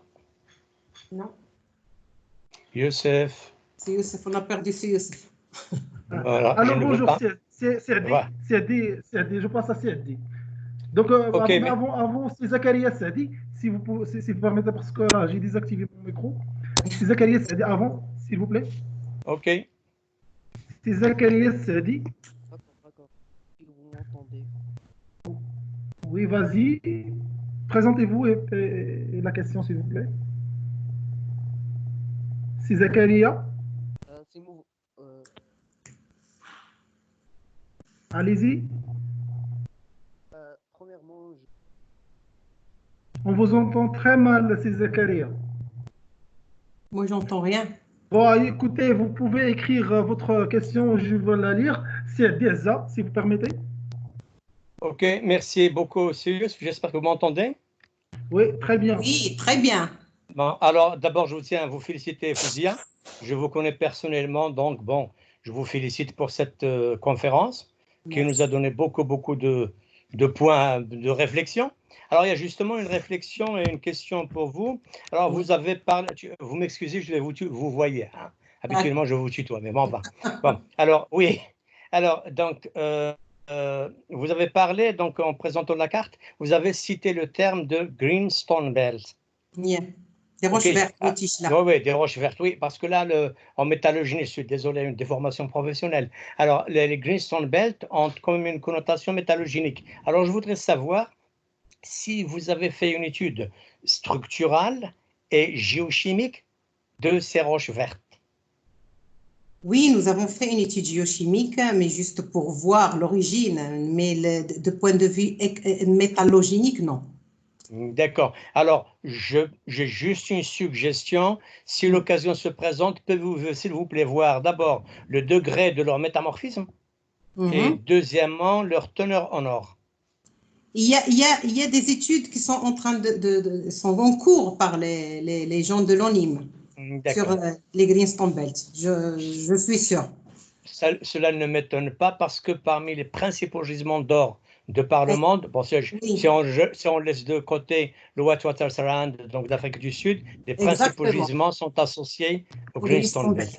Merci beaucoup. Merci à vous. Merci beaucoup, c'est Deza. Bon, je pense qu'elle sera notre prochain conférencier pour rentrer, pour zoomer encore sur ce potentiel minier. Et je passerai la parole à mon ami et mon frère, hein, c'est Khadiri Yazami Oussama.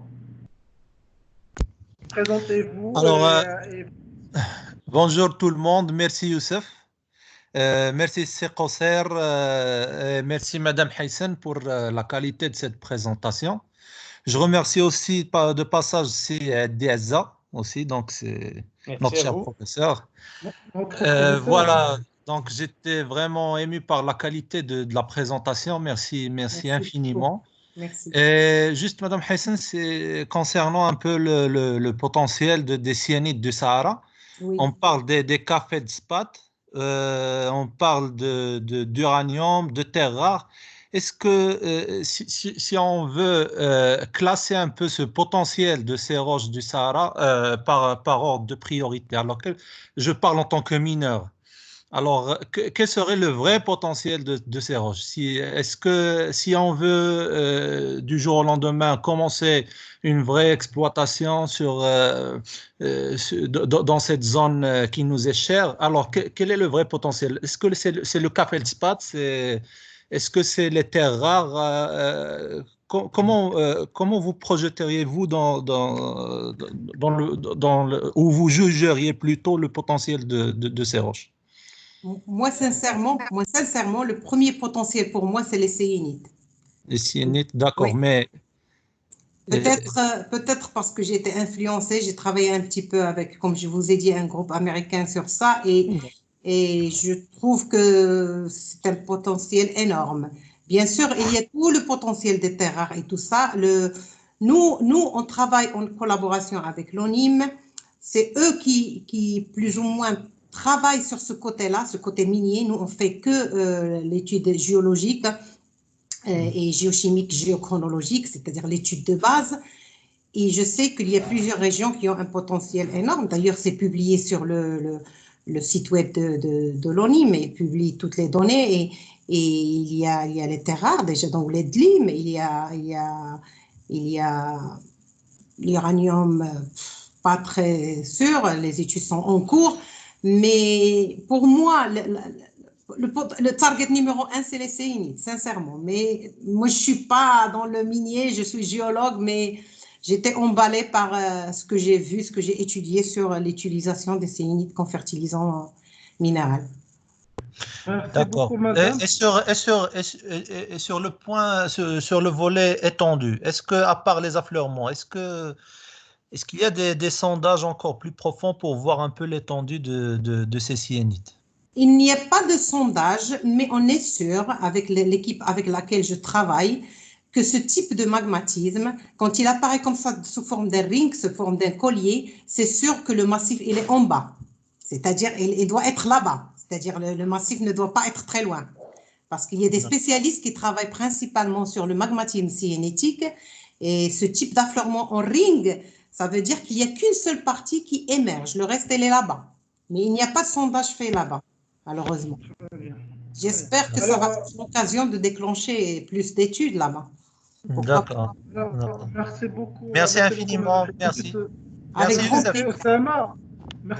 Merci beaucoup Oussama pour la question. Juste, je vais rebondir rapidement sur la réponse de Mme Hayssen. Juste pour dire que le fait d'avoir 18% de cas d'ozo dans ces syénites, c'est déjà un grand potentiel minier parce qu'actuellement, le cut-off et la teneur de coupure des gisements de potassium, c'est de l'ordre entre 9 et 12%. Donc 18% déjà, c'est important. Et d'autre part, et c'est un point de vigilance, c'est que au niveau de ces affleurements, nous avons une caserne militaire, ce qui rend un peu difficile l'accès à ces roches-là. Et par conséquent, on ne pourrait pas aujourd'hui considérer comme si ce sont des réserves, mais plutôt c'est des ressources. Et Inch'Allah, lors de ma prochaine de ma conférence, je vais essayer de donner la différence entre la notion des ressources et la notion des réserves. Donc, je passerai directement à l'avant-dernière question, parce qu'on doit quand même donner la chance aux femmes. Sheima VG. S'il te plaît, présentez-vous et activez votre micro. Sheima, est-ce que vous nous entendez? On ne vous entend pas? Alors, oui, allez-y. Bon, je me présente, je m'appelle Sheima Ahmed Tat, je suis docteur lauréate de la faculté des sciences Rabat en géo-environnement. Je remercie Madame Fouzia Hussein sur la conférence qui était très intéressante.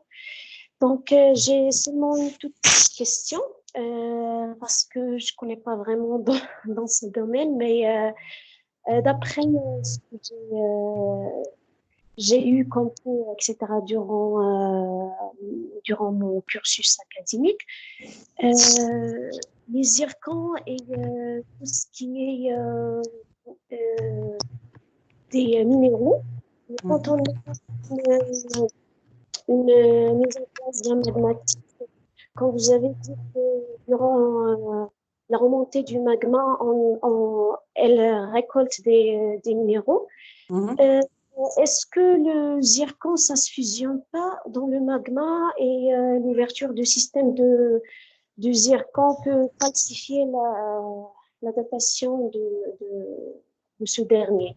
Parce que, comme je savais durant mes études, qu'il y a, dans la fusion d'un minéral, il y a l'ouverture du système et donc, après sa fermeture, voire cristallisation, on commence sa datation.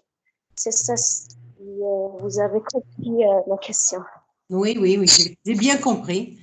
Donc, c'est une question qui se pose souvent par les gens qui ne travaillent pas beaucoup, par les non-zircologues, comme on dit en géochronologie. Le zircon, vous devez savoir, le zircon, c'est un minéral très, très, très, très robuste. Les zircologues, ils disent « zircon is forever ». Le zircon, c'est pour toujours. Donc, c'est un minéral, on arrive à le retrouver hérité parce que c'est un minéral qui supporte énormément une haute température, une haute pression et qui persiste dans le système même si on arrive à des températures élevées. D'ailleurs, il y a beaucoup d'équipes actuellement qui travaillent sur ça, sur la sénétique dans les zircons. Pourquoi les zircons, il arrive à supporter et il arrive à traverser le temps géologique sans bouger. Donc, j'espère que j'ai répondu à ta question. Le zircon, c'est un minéral très, très, très robuste. Et donc, c'est pour ça qu'il peut supporter les températures des magmas et il peut être recyclé. D'accord? Merci beaucoup, madame. Donc, on passera à la dernière question qui va être posée par Hatafi Y. Alors, à vous la parole, s'il vous plaît. Bon, merci. Merci, monsieur Dafi. Je tiens à remercier madame Hussein par la qualité des informations concernant l'histoire et l'évolution de la géologie marocaine. Je me présente, je suis un doctorant en géologie de la faculté des sciences et techniques de Fès. J'aimerais bien poser une question concernant les terres rares, la valorisation et la prospection des terres rares et surtout les éléments comme l'uranium, comme le cuivre dans les alentours des boucliers et de la chaîne des Mauritanides et surtout au niveau dans les zones déformées. Par exemple, lorsqu'on parle des granites, donc dans les alentours, il faut bien étudier le côté structural de cette zone pour bien comprendre l'évolution de la minéralisation et les phénomènes de la minéralisation associés au magmatisme. Donc, ma question concernant, est-ce qu'il y a des études concernant l'ensemble des éléments miniers qui peuvent être par la suite des gisements potentiels? Et merci. De rien. Ben, cette partie-là, c'est la partie qu'assurent les géologues de l'ONIM dans l'équipe. Nous, on fait tout ce qui est géologie de base et eux, ils font tout ce qui est minier. C'est pour ça que la collaboration, elle est très réussie parce que, de par mon expérience, les meilleures collaborations, ce sont les collaborations qui impliquent des équipes multidisciplinaires. Donc, dans cette collaboration qui dure déjà plus de 10 ans, nous, on fait l'étude géologique, on répond aux questions qui peuvent être posées par ces géologues qui sont principalement des géologues miniers, mais le potentiel minier, il est étudié principalement toujours en collaboration par ces géologues-là. D'accord? Merci beaucoup. Si tu vas sur le site de l'ONIM, il y a plusieurs prospects qui sortent, il y a plusieurs publications, principalement sur le Sahara. Tu vas voir de quoi je parle. Donc, c'est vrai que eux pour pouvoir évaluer ce potentiel, ils ont besoin des études géologiques de base. C'est ce qu'on a sur nous, l'étude géologique, pétrologique, géochimique, structurale. D'accord? Merci beaucoup, madame. Si vous permettez, il y a Ashtouk Rachid parce qu'on l'a raté tout à l'heure. S'il pourrait activer son micro rapidement parce qu'on l'a raté, lui, il insiste. Donc, on va lui donner la parole quand même. C'est Rachid. D'accord, monsieur Dafi, merci beaucoup. Allez-y. Merci beaucoup. Ma question s'inscrit toujours dans le cadre économique et l'importance économique du sud du Maroc. D'abord, je me présente, c'est Ashtouk Rachid, ex-étudiant à la faculté de sciences BEMSIC, et je suis aussi ex-étudiant de notre professeur Hussein. Ma question, je vous remercie infiniment. Ma question, c'est on a constaté que depuis toujours, la politique a toujours cessé de bloquer l'évolution de l'exploitation et la recherche scientifique géologique sur le territoire marocain. Aujourd'hui, est-ce que l'instabilité politique reconnue sur notre territoire marocain saharien n'empêche pas la cadence et l'évolution de la cadence de la recherche sur notre territoire et ce qui implique aussi le blocage de l'évolution d'une industrie minière qui va sauver et faire affleurer une civilisation assez forte que le nord du Maroc. Merci. Je te réponds, Rachid. Le Maroc, il est très, très, très, très clair. Il n'y a aucun empêchement de quoi que ce soit. Celui qui veut aller travailler sur le Sahara, il est bienvenu. C'est vrai que la rumeur, il veut dire que non, il y a une fermeture. Non, non, non, le Sahara, tu peux y aller, il n'y a pas de problème, tu peux faire des études, tu peux emmener on a emmené des gens de partout du monde qui sont partis travailler, on organise là une conférence bientôt, des gens de toute nationalité, il n'y a aucun problème. Le Maroc, il est très transparent sur ça, il est très transparent sur le potentiel économique, les potentiels économiques, il est publié dans les sites de l'ONIM, qui est le responsable de ça, avec toute la transparence du monde. Il n'y a aucun problème. Et s'il y a un potentiel à explorer, on va l'explorer, il n'y a aucun problème. Il n'y a plus de problème. Merci beaucoup, c'est Zakaria. Nous sommes chez nous, hein? Donc nous sommes chez nous, comme le nord, comme le sud, comme l'est et comme l'ouest. Alors, avant de terminer notre conférence, je tiens à remercier vivement des personnes qui ont beaucoup travaillé, et sans eux, sincèrement, cette conférence n'aura pas eu lieu ici. Et là, je présente mes remerciements à Hicham Abouloualid, l'administrateur du groupe Moroccan Researchers. Je tiens à remercier Nzhem Mjed, qui est l'administratrice aussi du même groupe, et à ma collègue Fatem Zahra Fouad et Kautar Louzi, et un grand merci au professeur Hicham Benissef, qui fait partie aussi de l'équipe d'organisation. Et avant de terminer, je vous invite juste après qu'on raccroche de consulter la partie conversation. Je mettrai et l'adresse mail du réseau Forestnet.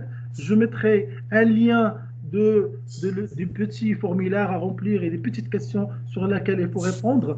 Je mettrai fin à la formulaire de quiz à minuit. Donc, et comme ça, les gens qui vont répondre, ils vont recevoir très prochainement, dans 2-3 jours peut-être, une certification de participation.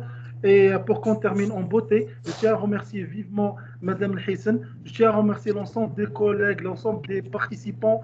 Vous y étiez à peu près 92 personnes ayant participé. Malheureusement, on avait perdu beaucoup de monde parce qu'on avait à peu près les 232 participants. Donc, on a à peu près les 50% des participants. Et rendez-vous, Inch'Allah, à la 3e e-conférence qui va être la continuité logique de ce qui a été présenté dans la première et ce qui a été présenté actuellement par Madame El-Hissen. Et je vous remercie infiniment. Et à très bientôt. Bonne soirée. Restez chez vous et que Dieu nous protège tous contre cette pandémie. Et à très bientôt. Au revoir. Merci beaucoup. Au revoir. Bonne journée. Bonne journée. Au revoir, c'est bonne fin de journée tout le monde. Merci à Serre aussi. Merci à toute l'équipe.